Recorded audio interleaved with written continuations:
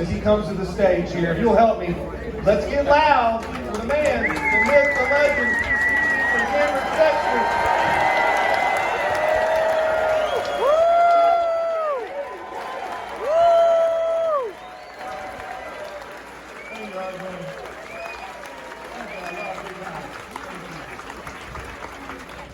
Thank you so much for coming out on a Saturday. And for those of you that are coming in here to Crossville for the first time, welcome to the Cumberland Plateau. We appreciate you. On the way out, make one or two stops too, because the mayors will appreciate that as well. Listen, it's great to be here with you, and Miss Huckabee, who's right here, thank you, ma'am, for coming today. It's always a pleasure to see you.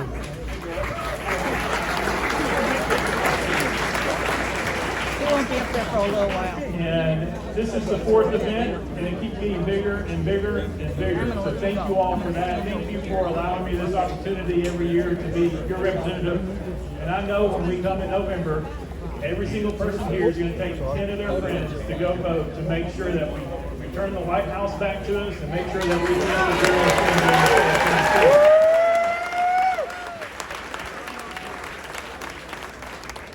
And because of how you all have treated me and the role that you all put me in, it allows me to meet people that I never thought I would have met. And this one individual that's here today is a wonderful person that we have seen on TV, that we have seen all over. But let me tell you a little bit about Governor Mike Huckabee. He was a Baptist minister from Hope, Arkansas. Now, there was one candidate that tried to run from Hope, Arkansas. That wasn't that person. It was this person right here who's from Hope, Arkansas. And so he does bring hope to us. And in Arkansas was much like Tennessee. They went 100 years before Republicans ever elected a governor in Arkansas like we did in Tennessee. Governor Huckabee was the first Republican governor that won back-to-back terms in Arkansas.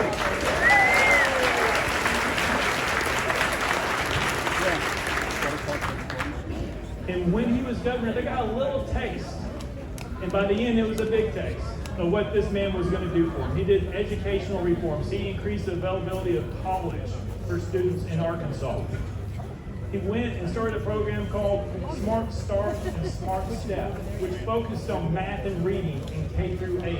And they saw their education attainment levels sky to the levels they have never seen before.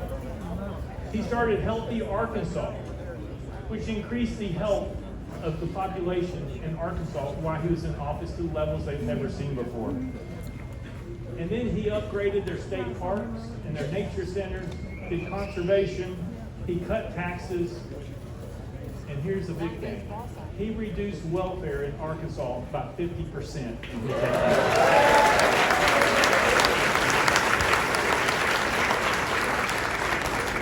He's a voice of reason. He has bold vision. But best yet, he had common sense. And he had the ability to connect with every single person. And they believed in him. Just like many of you believe in President Trump and believe in others.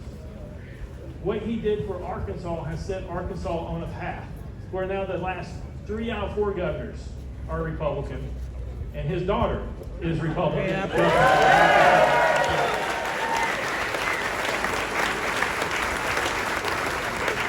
You want to talk about a legacy and what the Huckabee family will do to improve Arkansas, they're here today.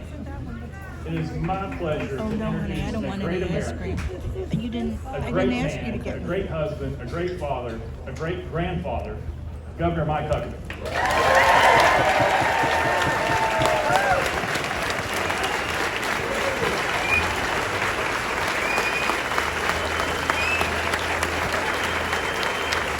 Mr. Speaker, thank you very much. Thank all of you for coming out today. What an incredible event. I told Cameron, I said, Cameron, you should have charged $5 a car. You'd have had enough money to run for the next 10 terms.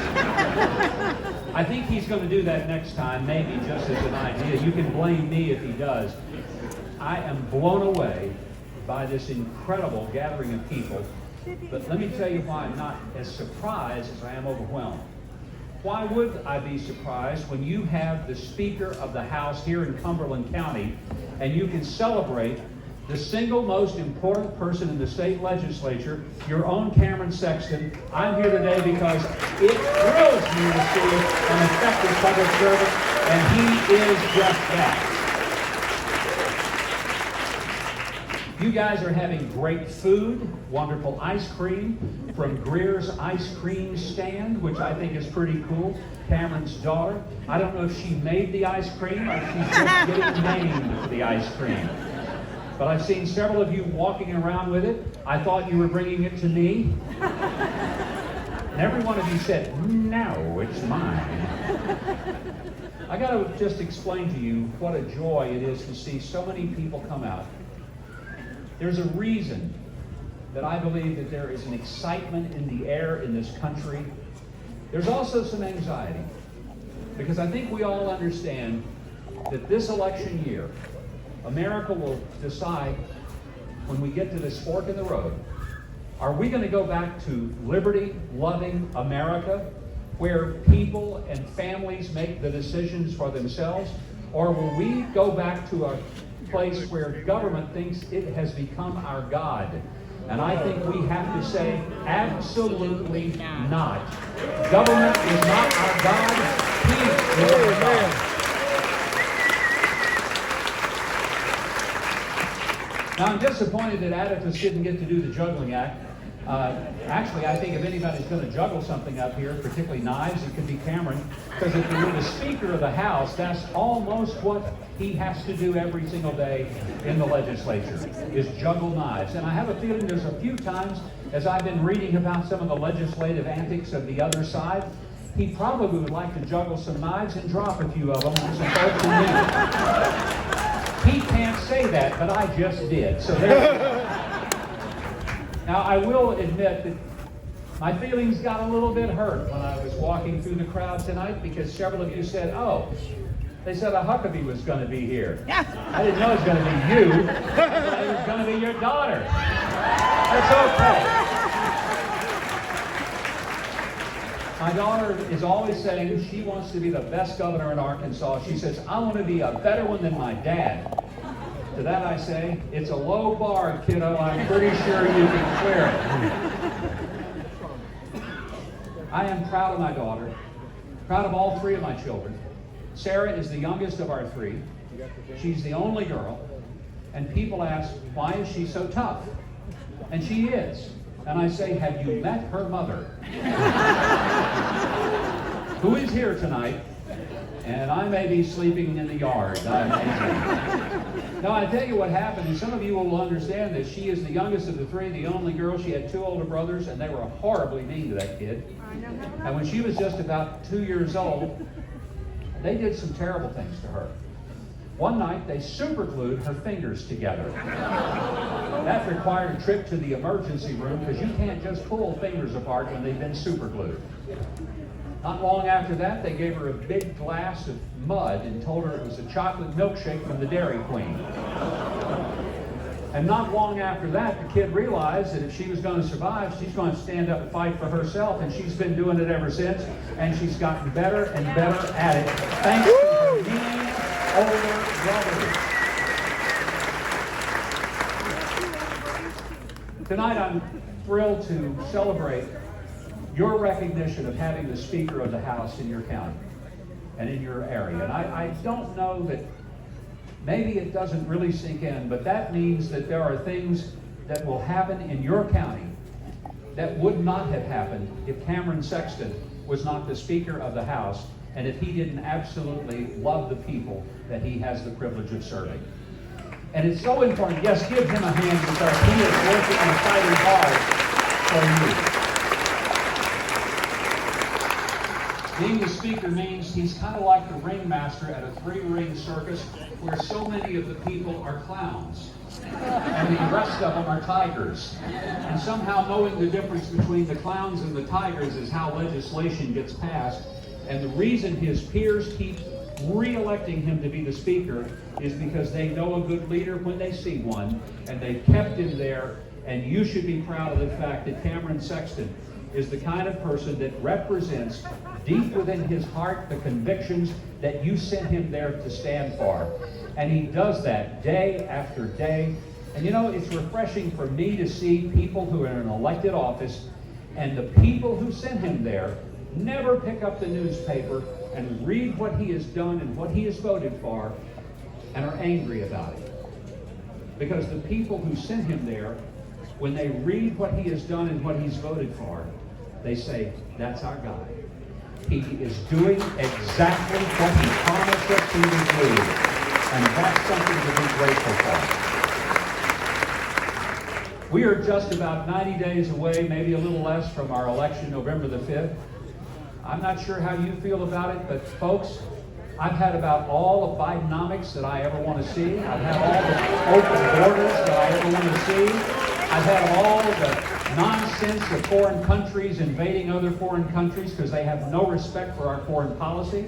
I think many of us would like to go back to the days when we could afford gasoline and groceries, because that way we'd go to the grocery store, we could actually afford bacon, bread, and butter, and things that we can't afford thanks to Bidenomics. And we've got someone named Kamala Harris that wants to somehow believe that she could be president. Hey, she's been the border czar. Now, let me ask you something. If she's the border czar, we have been told for the last 4 years that Mayorkas and Biden and Kamala Harris have done a great job down at the border. Let me ask a simple question. If they've done such a good job, how come she doesn't want to be known as the border czar? If she's done a good job, she wants everybody to know, I'm the border czar, look what a great job I'm doing. We know the truth. The job hadn't been done. But we have a chance in November to get back to the place where we once were, where we were energy independent for the first time in 75 years, where we had our border under control, where we had a president who stood for the sanctity of human life, that stood for Israel, got the Abraham Accords, moved the embassy to Jerusalem, believed that Genesis 12 is true when it says those who bless Israel will be blessed, and those who curse Israel will be cursed. I don't want our country to be cursed. I want it to be blessed, and we won't have that if we keep this group of people in power. Let's make sure Donald Trump is sent back to the White House and pray for him every single day.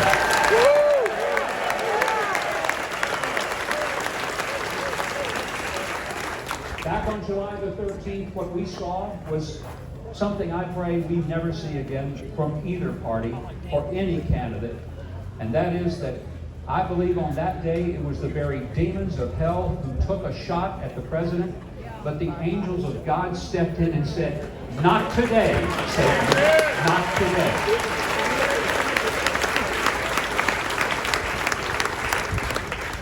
As you celebrate some wonderful hamburgers and great ice cream in this magnificent facility out here, what a beautiful view this is to just look in every direction and see what God has done in creating such a beautiful place. Just remember to pray for Cameron Sexton. On his shoulders rests the legislation day by day that he has to sort through, assign to committee, work through the processes. And folks, as much as we need Donald Trump in the White House, you need to pray that God will also keep his hand on your Speaker of the House. He is your guy from your home. And if anybody in the state of Tennessee is praying for Cameron Sexton, I sure believe it's going to be the people from Cumberland County and the counties around here that he represents. So make sure that you pray with him.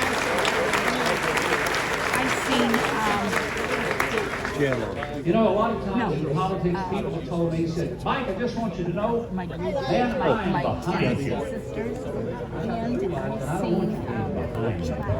Because I look around and they were behind you. He was going for a beer. Behind you. So when you talk to Cameron, don't tell him you're behind him. Tell him you're with him. That your shoulders will touch his shoulder, and you will be with him in prayer, in financial support, in encouragement, and in making sure that you, your family, people that you work with, and your neighbors will go out and vote for you.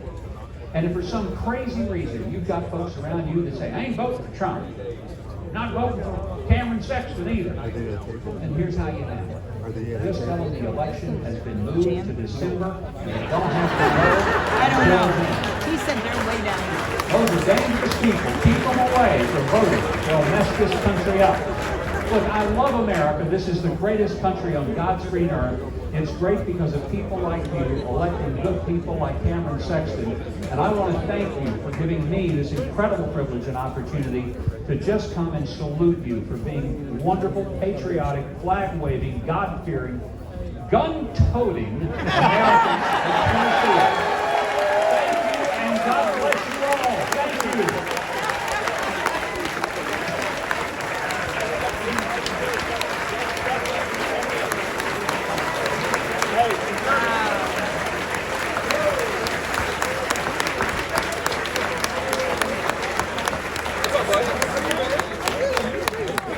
All right, let's give him one more round of applause for Governor.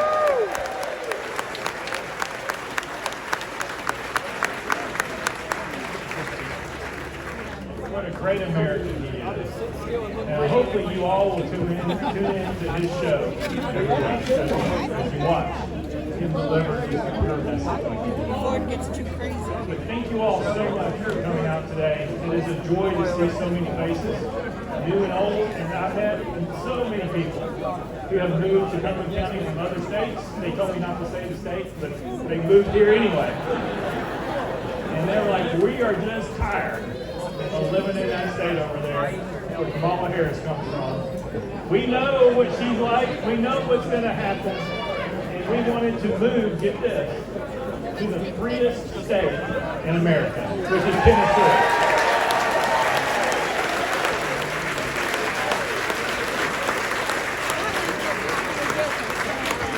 And it's the freest state in America because you all vote people who want it to be the freest state in America. And we have a lot of representatives here, and maybe a few senators, I'm not sure, but I know we have a lot of House representatives back there who come here so that they can see you and you can see them and give them the courage that we all need.